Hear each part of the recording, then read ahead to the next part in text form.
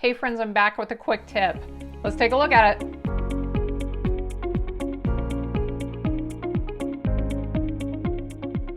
Do you ever find yourself needing a way to crease your cards, but you either forgot your bone folder or maybe you don't even have one yet if you're a new crafter? Here are several ideas of things you can use to give your card a really amazing crease. An acrylic block,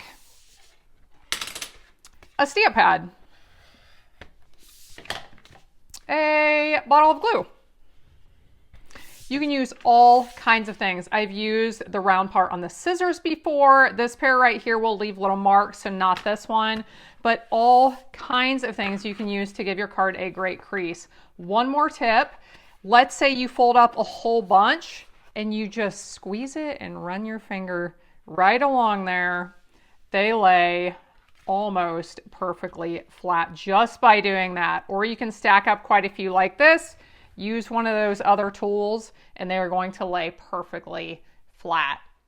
That's it, a quick and simple tip for the next time you find yourself without your bone folder. Make sure to like and subscribe if you're new here. I hope you'll be back again next time when I'll be here helping you to hand make with love.